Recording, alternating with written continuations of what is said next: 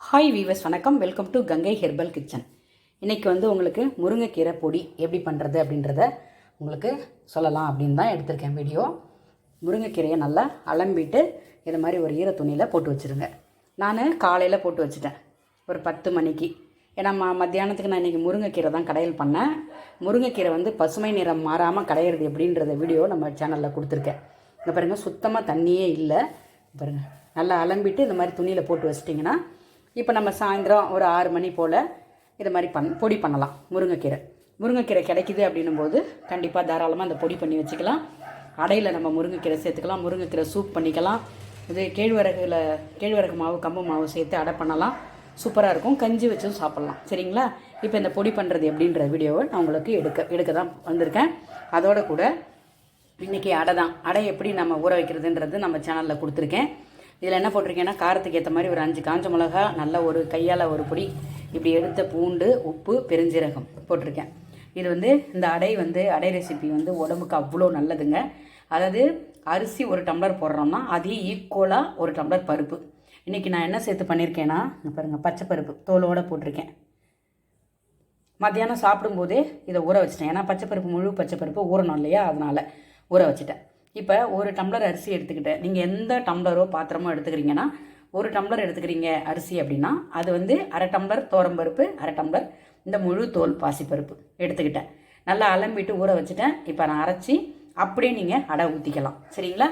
இதில் நீங்கள் வெங்காயம், பச்சை மிளகா, கடுகு, ஜீரகம்லாம் தாளிச்சிட்டு வதக்கிட்டு, வெங்காயத்தெல்லாம் போட்டு வதக்கிட்டு பெருங்காயம் கொஞ்சம் சேர்த்து பண்ணிக்கலாம். சூப்பராக இருக்கும் அடை. இந்த அடை ரெசிப்பியும் நம்ம வீடியோவில் நான் கொடுத்துருக்கேன்.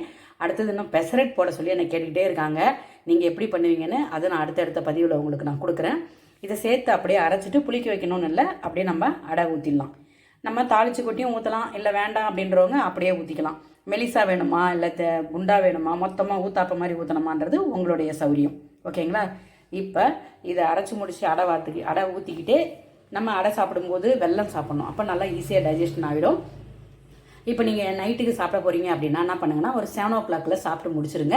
வெல்லம் சாப்பிட்டுட்டு நல்லா வெதுவெதுப்பான தண்ணியை குடிச்சிட்டிங்கனாக்கா நீங்கள் படுக்க போகும்போது 9 மணிக்குள்ளே டைஜஷன் ஆகிடும். எந்த ப்ராப்ளமும் இருக்காது.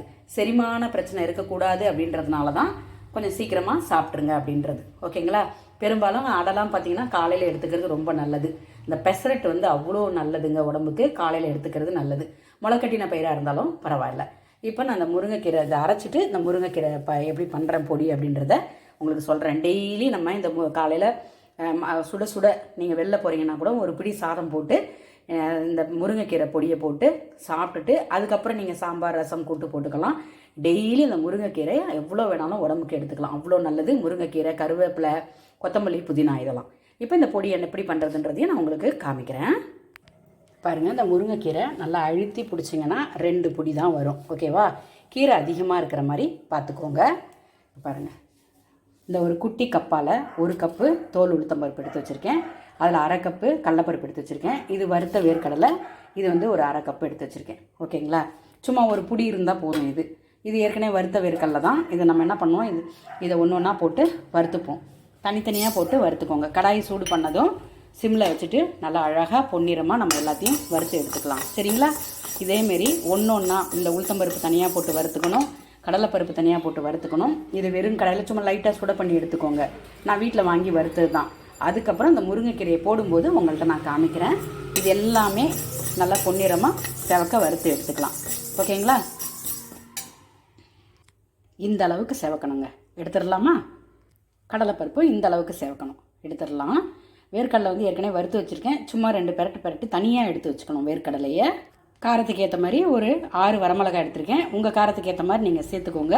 கொஞ்சம் பெருங்காயம் சேர்த்துக்கோங்க. அப்படி இல்லைன்னா பூண்டு லைட்டாக 2 பல்லு தட்டி போட்டுக்கோங்க. ஆனால் இதில் முருங்கைக்கீரை ஃப்ளேவர் தான் அதிகமாக இருக்கணும். ஓகேங்களா? பெருங்காயம் ரொம்ப டாமினேட் பண்ணக்கூடாது. அதே மாதிரி பூண்டும் ரொம்ப டாமினேட் பண்ணக்கூடாது. வேணும்னா 2 பல்லு போட்டுக்கோங்க, கொஞ்சம் பெருங்காயம் போட்டுக்கோங்க. சரிங்களா? இப்போ இதை வறுத்து எடுத்துகிட்டு முருங்கைக்கீரையை போட்டு லைட்டாக பெரட்டி எடுத்துகிட்டு இப்படி தொட்டால் கிறிஸ்பியாக இருக்கணும். இந்த கடாயிலே விட்டுட்டிங்கன்னா ஆற வச்சு உப்பு சேர்த்து அரைச்சிக்க வேண்டியது தான். இந்த முருங்கைக்கீரையை சேர்த்துக்கோங்க. அடுப்பை சிம்மில் வச்சுட்டு லைட்டாக பெரட்டி விட்டு எடுங்க.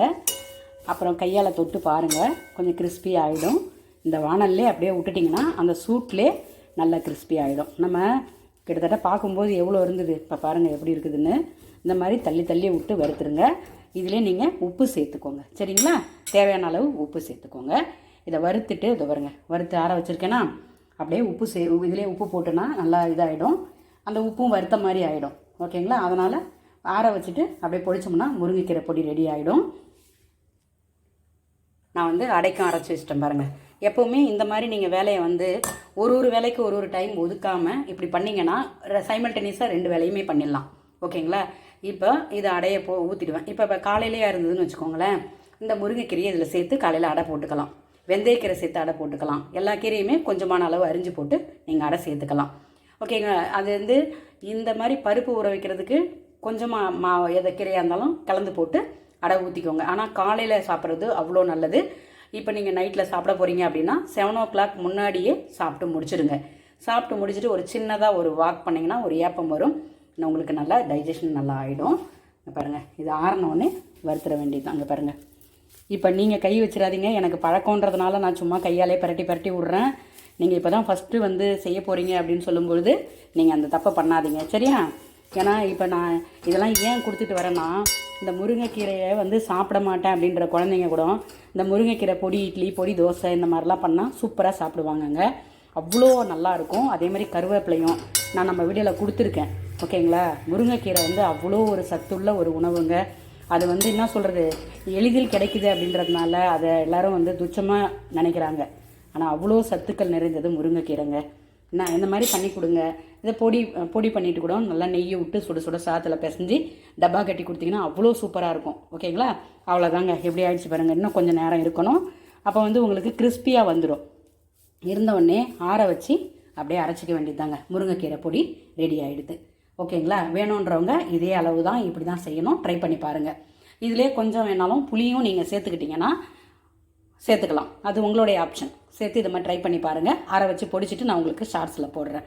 ஓகேங்க? மறக்காமல் நம்ம சேனலை ஒரு தடவை போய் பாருங்கள். இது வரைக்கும் பார்க்கலன்றவங்க பார்த்துட்டு உங்கள் பதிவை பண்ணுங்கள் எப்படி இருந்ததுன்னு சொல்லிட்டு. கண்டிப்பாக நோய் இல்லாமல் ஒரு வாழ்க்கை வேணும்னா நம்ம உணவில் தாங்க இருக்குது.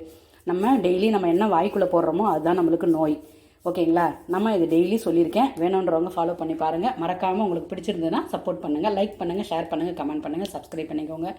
உங்கள் சப்போர்ட்டை கொடுத்துக்கிட்டே இருங்க. இது வரைக்கும் சப்போர்ட் கொடுத்த எல்லாருக்குமே மிகப்பெரிய நன்றிகள்.